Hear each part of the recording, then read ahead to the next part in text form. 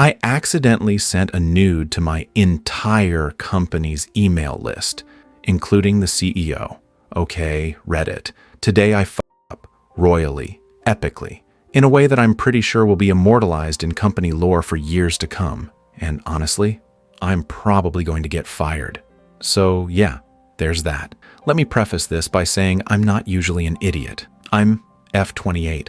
I work in marketing for a mid-sized tech company, which in hindsight makes this whole thing even more ironic.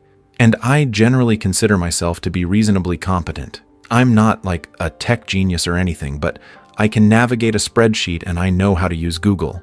Or so I thought.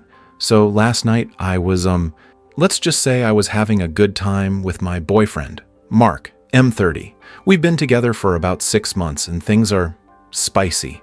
We're long distance at the moment. He's on a work assignment in another city, so we rely a lot on digital communication to keep the spark alive. You know, video calls, texts, the occasional risque photo. Now, I'm usually very careful about this kind of thing. I have a separate folder on my phone for private photos, and I always double-check, triple-check, quadruple-check the recipient before I hit send. I'm paranoid about accidentally sending something to my mom or my boss, or, the entire freaking company. But last night, I don't know. I was tired. I was a little tipsy. We'd had a virtual wine date, and I was feeling adventurous. I took a photo.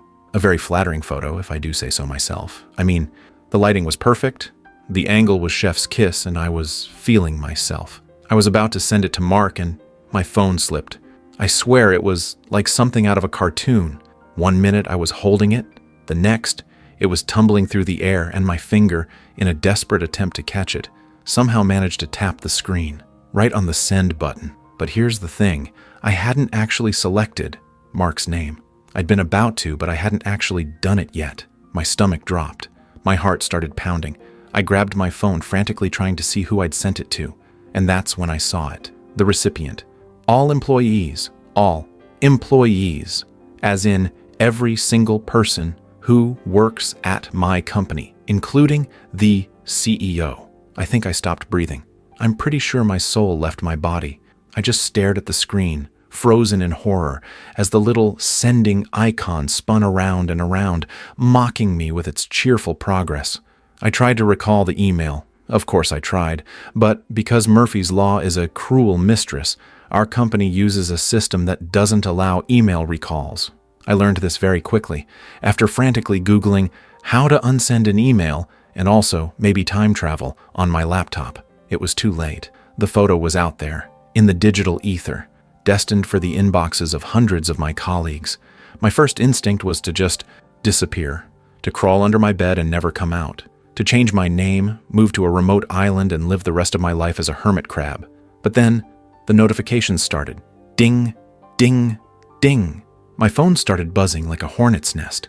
Emails, texts, Slack messages, all pouring in. At first, it was just confusion. People asking, "Did you mean to send this?" Or, "Is this a joke?" Or, what is this?" Then the jokes started. Oh God, the jokes. South many, puns, so many awkward emojis, so many attempts at being supportive that just made me want to curl up and die. And then the memes started. Someone had already taken a screenshot, of course they had, and turned it into a meme. It was spreading like wildfire through the company's Slack channels. I wanted to scream. I wanted to cry. I wanted to throw my phone into the ocean. But all I could do was sit there, paralyzed with mortification, watching my career and my dignity go up in flames. The worst part? Mark hadn't even seen the photo yet. He was on a flight, blissfully unaware of the digital apocalypse I'd unleashed. I couldn't even reach him to warn him. So yeah, that's my Tifu. I'm pretty sure I'm going to be fired. Or, at the very least, become the subject of office gossip for the rest of eternity. I'm already dreading going into work on Monday. I might just call in sick, forever. Reddit, please tell me I'm not the only one who's ever done something this monumentally stupid. Please tell me there's a way to recover from this. Please tell me I'm not going to have to live with my parents for the rest of my life, subsisting on ramen noodles and shame. Help me. Update 1. Well, Reddit, the fallout has officially begun, and it's worse than I could have possibly imagined. First of all, thank you for all the comments and messages. Seriously, you guys are the only thing keeping me from completely losing my mind right now. Reading your stories of similar, though thankfully not quite as catastrophic, mishaps has made me feel slightly less alone. Misery loves company, right? Okay, so where to begin? Mark finally landed and got my frantic messages. His reaction was surprisingly calm. He actually laughed. At first, I was furious, like, how can you be laughing at this? My life is over. But then he explained that he was laughing with me, not at me. He said, "Babe, only you could manage to do something this spectacularly disastrous." He also said he was proud of me for owning it, whatever that means. He's been incredibly supportive, which is a relief, to say the least. But Mark's support can't fix the fact that I have to face my coworkers on Monday. And judging by the current state of my inbox, that's going to be an experience. The memes, as I predicted, have multiplied. They're everywhere. On Slack, on Twitter, somehow it leaked outside the company because of course it did. Even on Instagram. I've seen myself photoshopped onto Mount Rushmore, onto the cover of Time magazine, and even onto a box of Wheaties. The Wheaties one is actually kind of funny, I'll admit, but the humor is starting to wear thin. The initial shock and amusement have faded, and now I'm just left with the cold, hard reality of what I've done. And then, this morning, I got an email from HR. Subject, mandatory meeting, Monday morning. The body of the email was short and to the point. Dear my name, please attend a mandatory meeting with HR and my boss's name on Monday morning at 8 a.m. The meeting will be held in conference room A. Sincerely, HR person's name. Mandatory meeting, 8 a.m. Conference room A. That's not good. That's never good. That's the corporate equivalent of being called to the principal's office. Except instead of detention, I'm probably facing unemployment. I spent the rest of the day in a state of near panic. I tried to distract myself. I cleaned my apartment, I went for a run, I binge-watched an entire season of a reality TV show. But nothing worked. The dread just kept looming over me. A giant, dark cloud of impending doom. And then, to top it all off, I got a text from one of my coworkers. A coworker who I actually considered a friend. The text said, "Hey, just so you know, people are talking, and it's not good. Some people are saying you did it on purpose, for attention, or that you're trying to get a promotion, or that you're, sleeping your way to the top." My stomach churned. This is exactly what I was afraid of. Not just the embarrassment, but the judgment, the whispers, the accusations. I replied, "That's ridiculous. You know me. You know I would never do something like that." Her response, I know, but you have to admit it's a pretty unconventional way to get noticed. And well, you have been climbing the ladder pretty quickly lately. I didn't even respond. I just turned off my phone and threw it across the room. So, here I am, Sunday night, staring at the ceiling, wondering how my life went from perfectly normal to a complete and utter dumpster fire in less than 48 hours. I'm not sure what's going to happen on Monday. I'm not sure if I'll have a job by the end of the day. I'm not sure if I'll ever be able to show my face in public again. But I do know one thing. I will never take another nude photo again. Ever. I'll update after the meeting on Monday. Wish me luck. I'm going to need it. Update 2. Okay. Reddit. I survived the meeting. Barely, and I'm not fired. Yet. Let me start by saying that walking into that conference room this morning was the single most terrifying experience of my life. My hands were shaking, my heart was pounding, and I felt like I was going to throw up. I got there a few minutes early and the room was already set up. A long, polished table, several uncomfortable-looking chairs, and a giant screen displaying the company logo. It felt sterile and ominous. My boss, Susan, F50s, usually very friendly and approachable, but today not so much, was already there, along with 2 people from HR, a stern-looking woman I'd never met before, and a younger guy who looked like he'd rather be anywhere else. They didn't offer me coffee, or water, or even a smile. Just a curt nod and a gesture towards a chair. I sat down, trying to look as composed as possible, even though I felt like I was about to disintegrate. The meeting started with the HR woman. I'll call her Karen because, well, she just looked like a Karen, reading a prepared statement. It was all very formal and legal sounding, full of phrases like inappropriate conduct, violation of company policy, and potential grounds for termination. I just sat there, numb, listening to her drone on. It felt like an out-of-body experience, like I was watching a movie of someone else's life, someone else's nightmare. Then, Susan spoke. She looked disappointed, more than angry, just disappointed, which honestly felt worse. "My name," she said, her voice soft but firm. "We need to talk about what happened on Friday." I swallowed hard. "I know," I said, my voice barely a whisper. "I'm so sorry. It was a complete accident. I never meant for that to happen." Karen, the HR woman, cut in. "Accident or not, my name, the fact remains that you sent a highly inappropriate image to the entire company email list. This is a serious breach of conduct." I nodded, tears welling up in my eyes. "I know, I understand, and I take full responsibility. I don't know what else to say." Then Susan surprised me. She said, "We've reviewed your personnel file. My name. You've been with the company for 5 years. You have an excellent track record. You've consistently received positive performance reviews. You've never had any disciplinary issues before." I blinked, confused. Where was this going? She continued, "We also understand that this was unintentional, a mistake, a terrible, horrible, monumental mistake, but a mistake nonetheless." The younger HR guy, I'll call him Tim, chimed in. "However," he said, "we also have to consider the impact of this incident on company morale, on our reputation, on our clients." Karen added, "And we've received a number of complaints from employees who were disturbed by the image." I cringed. I could just imagine the emails they'd received, the outrage, the pearl clutching. Susan sighed. "So, here's what's going to happen," she said. "We're not going to fire you, yet." My heart leaped with a tiny flicker of hope. "But," she continued, "you will be receiving a formal written warning. You will be required to attend a mandatory sensitivity training course, and you will be placed on a performance improvement plan for the next 6 months." A performance improvement plan? That's basically probation. One more screw up, and I'm out. "Furthermore," Karen added, "you will be required to issue a formal apology to the entire company. An apology to everyone, publicly acknowledging my humiliation." I nodded, defeated. "Okay," I said, "I understand." Then Susan said something that surprised me again. "And my name, I suggest you get some therapy." Therapy ? "This incident has clearly had a significant impact on you," she said, choosing her words carefully, "and it's important that you have a safe space to process it, to deal with the fallout." I was stunned. I hadn't expected that. I'd expected anger, judgment, condemnation, but not concern. I left the meeting feeling numb and strangely relieved. I wasn't fired.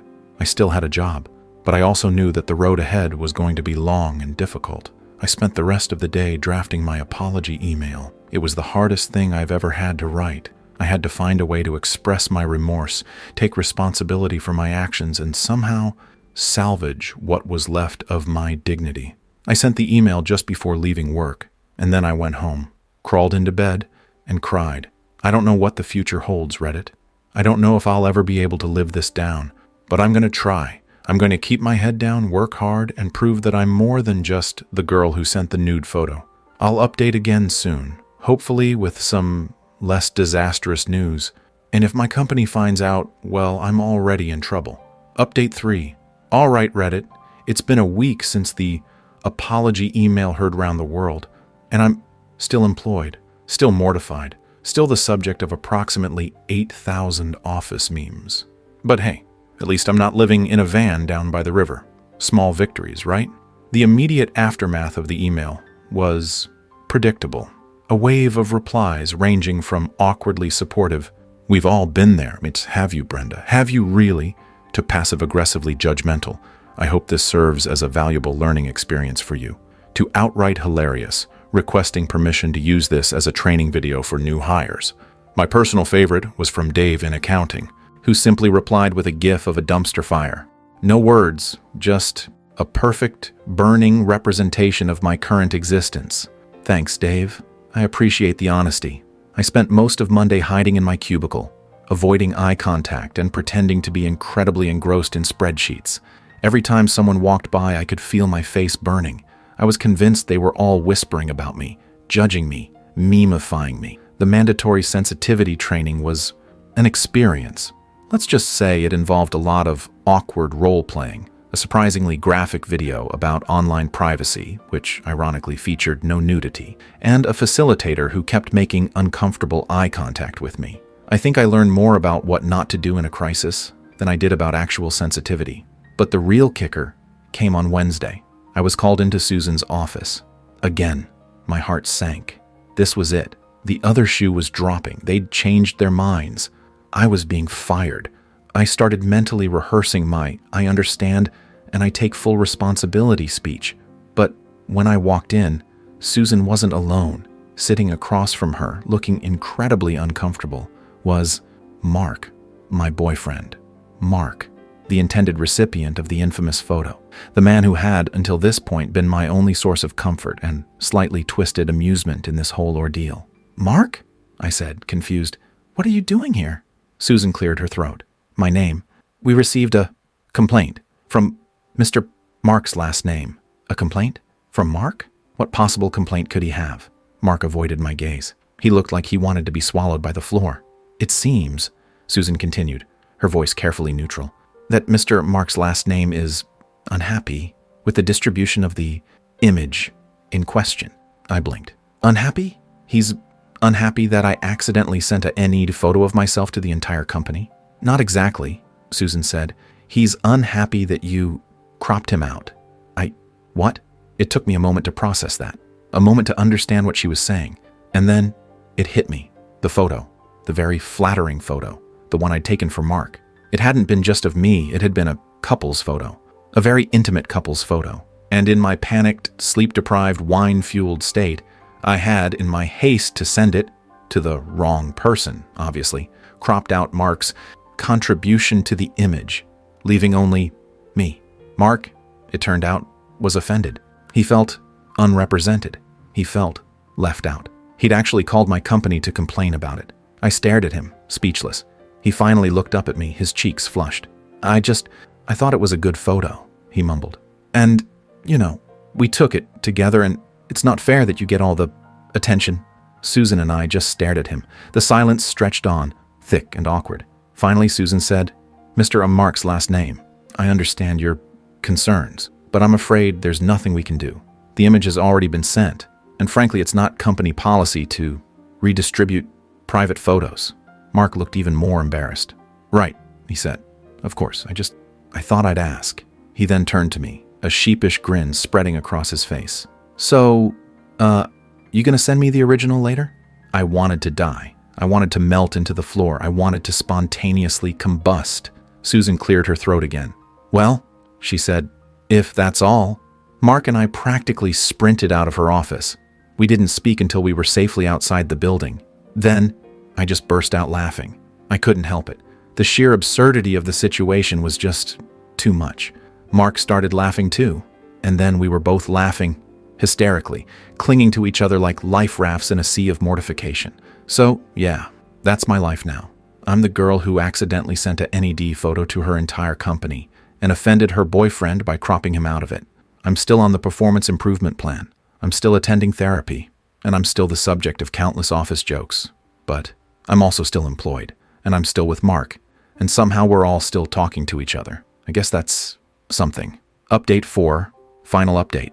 Okay, Reddit, I think it's time for a final update. It's been 6 months since Nudegate, and I'm surprisingly okay. I'm not just surviving, I'm actually thriving. First of all, the performance improvement plan, I aced it. I worked my ass off, went above and beyond, and proved that I'm more than just a walking, talking HR violation. Susan even gave me a raise, a small one, but still. The therapy ? Also helpful. I've learned to laugh at myself, a little, to forgive myself, mostly, and to always triple check the recipient before sending anything, ever again. The office gossip, it's died down. I'm still the nude photo girl, but it's more of a fond nickname now. Like, I'm a legend, a cautionary tale, a walking, talking meme. And honestly, I've kind of embraced it. I even made a joke about it in a company meeting the other day, about secure file sharing, of course. People laughed. It was cathartic. And Mark? Well, he's still Mark. He still thinks the original photo was a work of art. He even framed a heavily censored print of it and hung it in his apartment. I'm not kidding. He still sends me memes. But here's the really weird part. The really Reddit-worthy part. Remember Karen from HR? The stern one?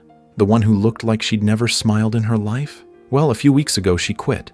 And not just quit, she eloped with Tim, the younger HR guy, the one who looks like he'd rather be anywhere else than in that meeting. Turns out they'd been having a secret office romance for months, and they'd decided to run off to Vegas and get married. And in the process of cleaning out her desk, Karen accidentally sent a very personal email to the entire company. I'm not going to go into details because, karma, but let's just say it involved a detailed description of her feelings for Tim and some creative use of office supply. The irony, of course, was not lost on anyone. The woman who had lectured me about inappropriate conduct had managed to out-Tifu me. The memes this time were even better. And me, I just smiled and forwarded the email to Mark with the original uncropped photo attached. Because why not? Life's too short to take things too seriously. And sometimes the best revenge is just living your best life, even if it's a life that occasionally involves accidentally flashing your entire company. So that's it, Reddit. My Tifu story. A cautionary tale. A comedy of errors. A testament to the enduring power of human stupidity and the healing power of time, therapy, and a very supportive boyfriend. Thanks for listening. Thanks for the advice. And thanks for making me feel a little less alone in my mortification. Final note. I've learned my lesson. No more nudes. From now on, it's strictly cat pictures. You've been warned. That's all for this story. I'll be back with another one. If you haven't already, please consider subscribing to the channel. It motivates me to create more content like this.